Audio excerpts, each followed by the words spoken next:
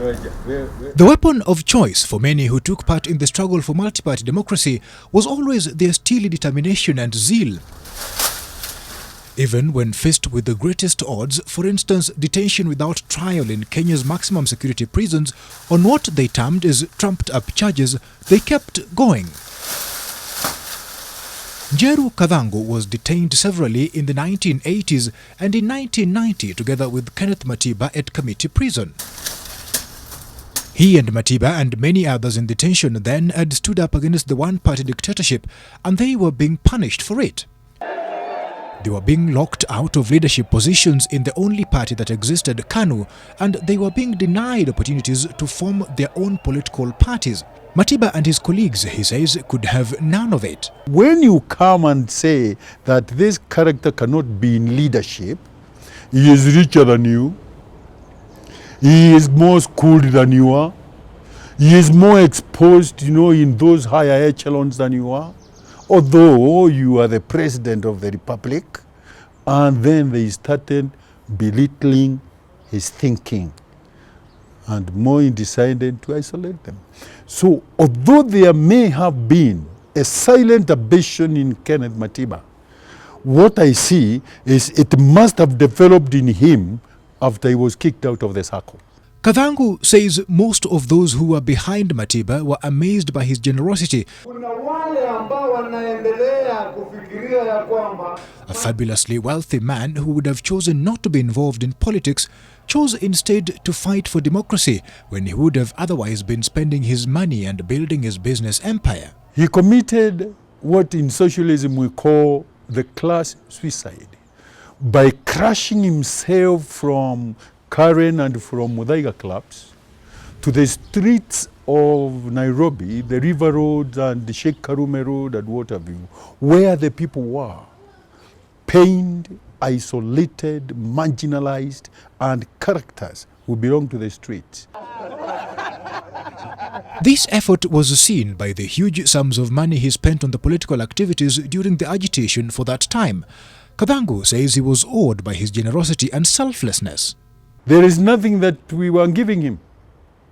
The man gave the movement about 350 million shillings to squander on posters, small little cards, membership cards, so that Moi does not personalize political movement in Kenya. Had he been the president after the 1992 elections, Kathangu says Kenya would have been different and would have benefited tremendously from his leadership skills.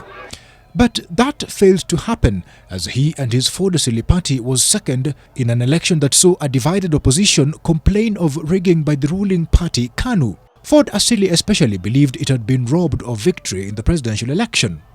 Because of that particular issue, I would actually say that Kenneth Matiba was not a power-hungry character. He was not a greedy man. Because if he was power-greedy, he was asked weeks after that, including by me, that we move to State House, destroy it and let Moi go, so that we can install him. And you know what he said?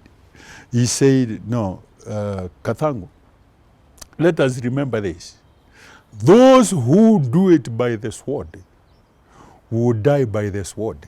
Kathangu remembers Matiba as an agitator of social change who was never at the heart of the clamor for multipartyism in the beginning, but who, when he took it up, agitated for it more than anyone else, but eventually never really reaped its benefits to the full.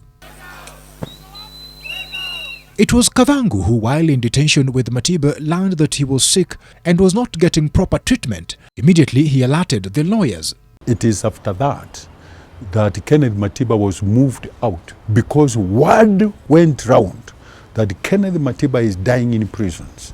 And I think the special branch catching that thought that it should not continue. And so he was moved to Nairobi Hospital as somebody in Njogona. Now, if you call Kenneth Matiba and somebody in Njogona and David Njogona, nobody would think there would be a Njogona from committee. And so he was hidden there, and the man was actually dying. Lawyer Paul Muite also concurs with Kathangu that the government was solely to blame for the troubles that fell Matiba in detention and afterwards.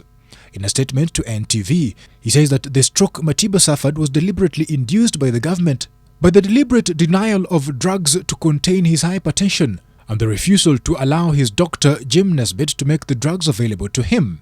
Muite is the one who helped Matiba draft his resignation letter from the cabinet in 1988. He had also visited Matiba in the numerous police stations and prisons he had been detained in 1990, from Naivasha to Shimolatewa to Nairobi Area Police Station and even Kamiti.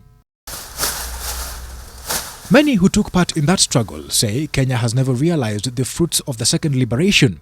Worse still, most of those who took part in that struggle have not enjoyed what they fought for to the fullest, nor realized the full extent of their political ambitions and dreams.